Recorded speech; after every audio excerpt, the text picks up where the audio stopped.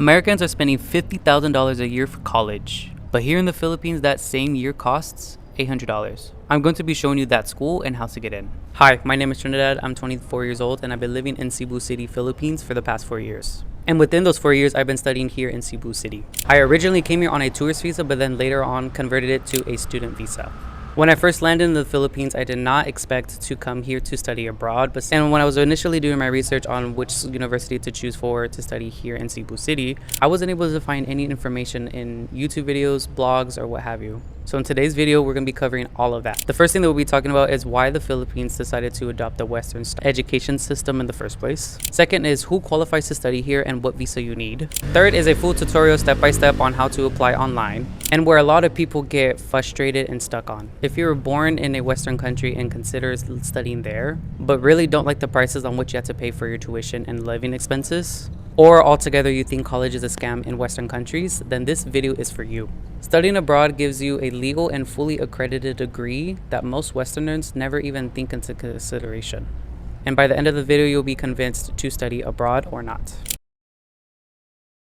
Whenever people find out that I came here to study in the Philippines, they always ask why. So here's my origin story. So back during COVID time, I graduated high school around 2021, and instead of going straight to college, I decided to take a gap year just to save some money. So I worked in car sales and I was able to save a lot of money before I decided to go back to school. That was the agreement that I made with my parents, that I would take a gap year to save money so I can then go to school. When I graduated high school, I already got accepted into 2 universities. The first one was San Diego State.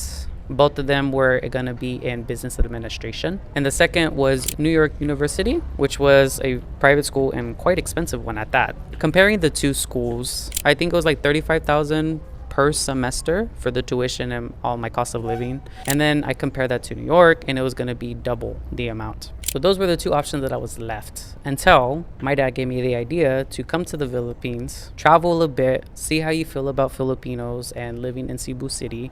And if you like it, then you can look into their school system. And that was something I never really thought of before I was gonna enroll into San Diego State. Thank God I didn't, because I would have had a lot of debt by the time I graduate. My dad actually helped me discover University of San Carlos. So once I found out that I wanted to study here and I saw that it was actually a university that uses the education system in the States, I was actually getting more and more convinced that I can get the same quality of education for a fraction of the price. I was going to be paying on average just for the tuition alone from $800 to $900.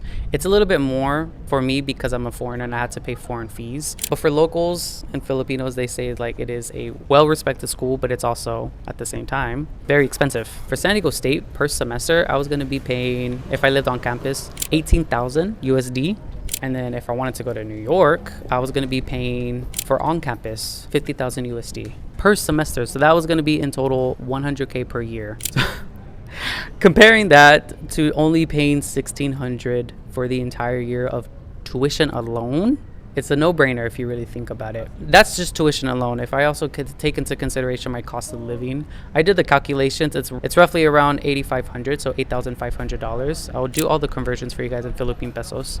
So the total amount per year for cost of living for the whole year in the Philippines is equivalent to 1 semester of cost of living in San Diego State. So when I was doing my research on University of San Carlos, I actually discovered that the reason why the Philippines is teaching their education system in English is because around World War I or World War II, the US actually came to the Philippines. And since they were here, they also influenced not only their laws, but also their education system. And since then, a lot of the classes here are taught in English, or at least try to be. There are some classes here that they do speak a little bit of both Bisaya and also English, but predominantly all the textbooks, all the reading material that you will be consuming is US standard. Since the Western education system was adopted in the Philippines, some of these prospective schools like UP Cebu or the one in Manila, Ateneo, University of San Carlos, USJR, all of these different universities and institutions are actually accredited globally. And for me as an American, I think that's also smart on my end to just come here and take advantage of that, while also getting a degree that will be accredited when I do go back and work in the finance industry. And well, 4 years later, I'm about to graduate with a bachelor's degree in financial management. with no student loan debt, which, mind you, you cannot file for bankruptcy in the US.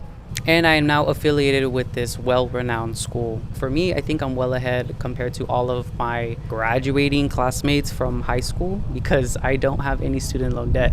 That is definitely something that I'm actually proud of and happy that I did not decide to be like everyone else and follow the herd and do the normal thing that a lot of people do. If you're not able to afford the full 4 years of college, the other alternative that a lot of students do in the States is that they go to junior college or community college for the first 2 years just to get your general education classes and courses done.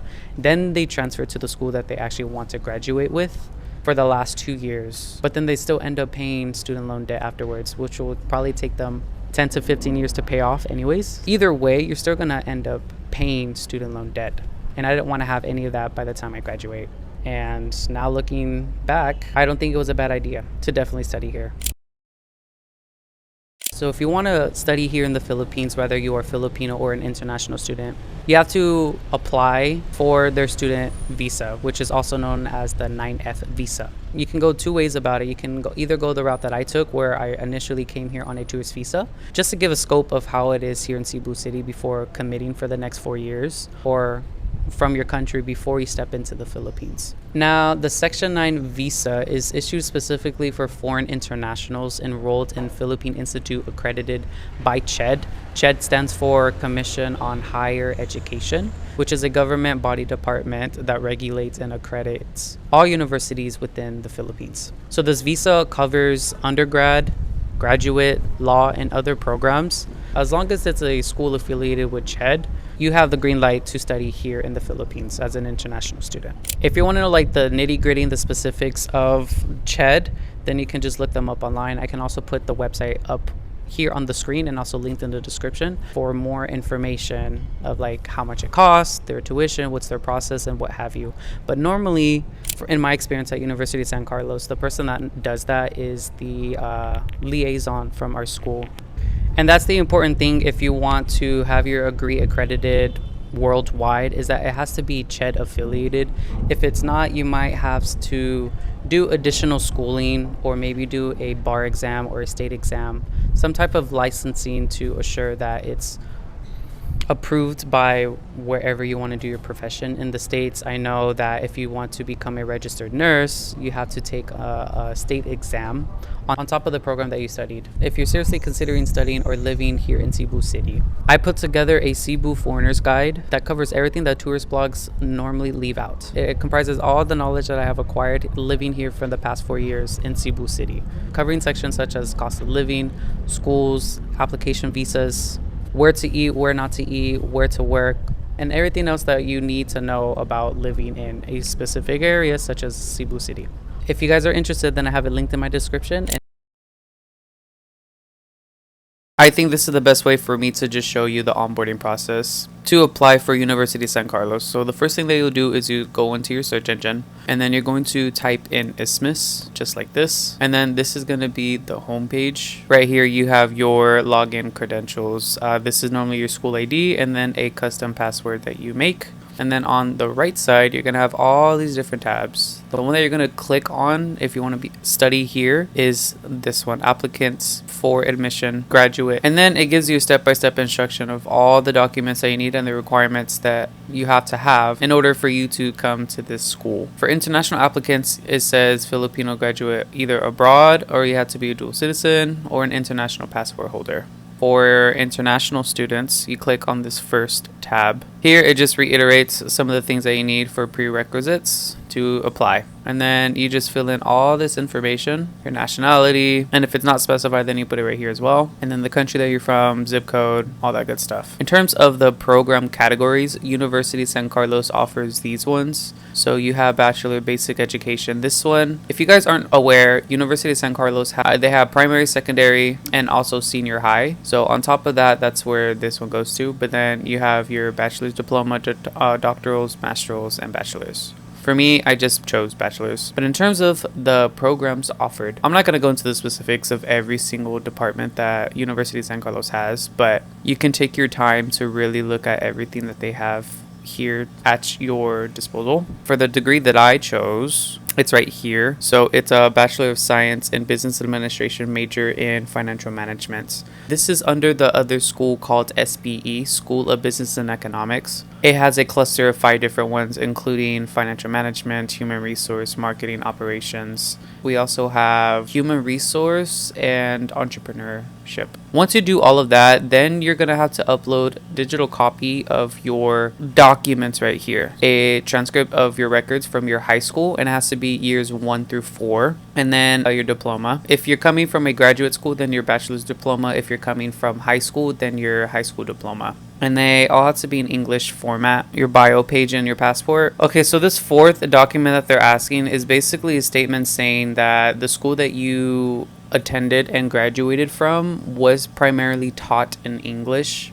There is no template that they give you. You just have to make one yourself. At the time when I first did this was at the end of COVID, and ChatGPT was just released. So I just went in there and had it make me a draft that I would then print out, go to my school, have the assistant and also the principal sign it. And once I did that, then I had to get all of these documents that you have right here apostilled, except for your certificate of graduation. So yeah, once you come to this page, this gives you the full application in detail. So definitely go through this entire list and see what you need to get if you want to apply to this school. And then this is the last tab that you would want to look for inside of this page, is just to check your status, and then it'll ask for these things. But for you to get your ID, it's actually gonna be emailed to you first. So once you actually submit your entire college application, then the person that is in charge of international students are going to talk to you and ask you to go in person to do an interview with the dean of the school. Once you have an interview with the dean of the school, then they would tell you, okay, you are approved for the program that you want to go into.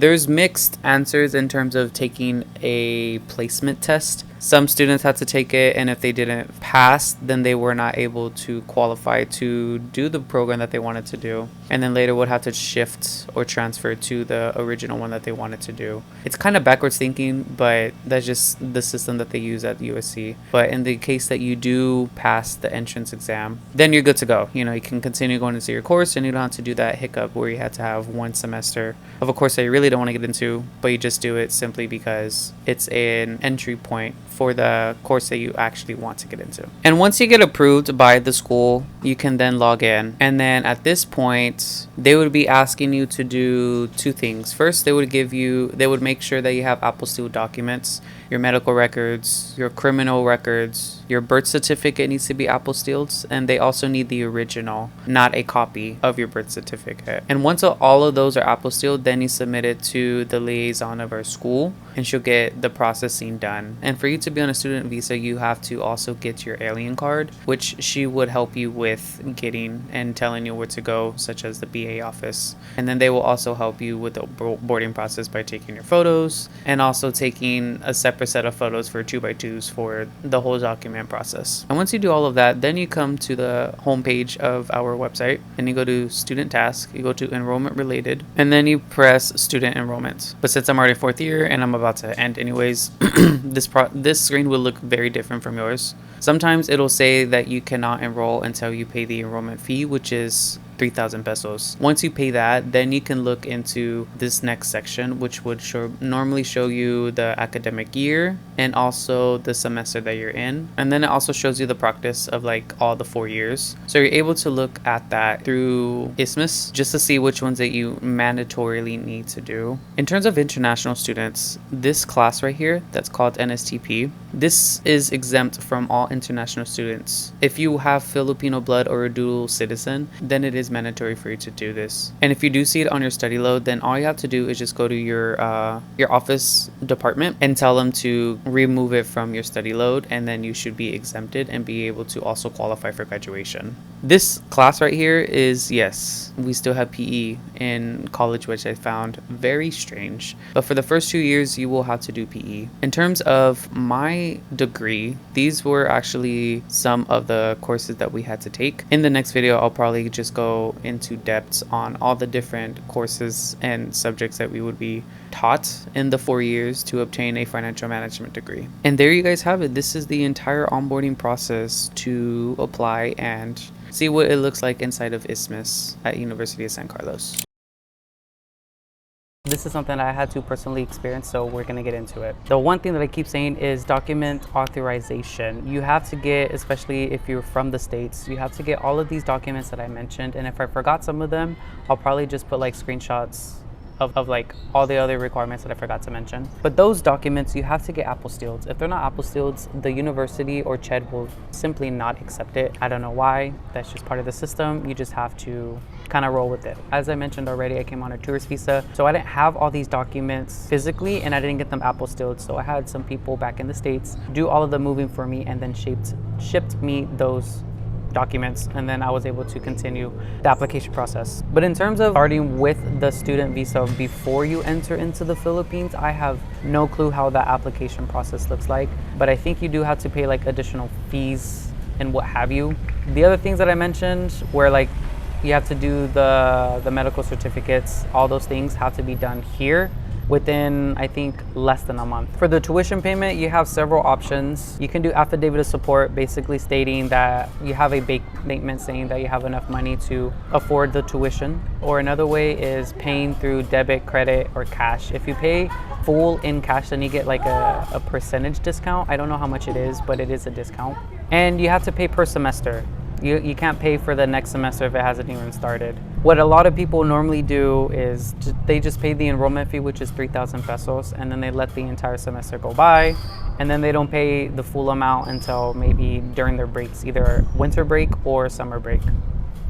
And I normally wait until then because if I pay it in the middle of the semester, they charge you per exam and it's during the exam periods. And then they have some like other events that you also have to pay. So by the time the next semester begins, they say, oh, you can't enroll because you have a remaining balance. Just to avoid that whole headache, I normally just pay until the very end before next enrollment period. But if you have more specific questions that I'm really not able to answer in this video, as I mentioned, just contact the liaison at our university. They'll be able to help you with any questions that you have. Then the last and final thing that I want to talk about in this section is our visa process. The student visa is good for an entire year and it's multiple entries, so you can leave the country and come back and there will be no issues with immigration.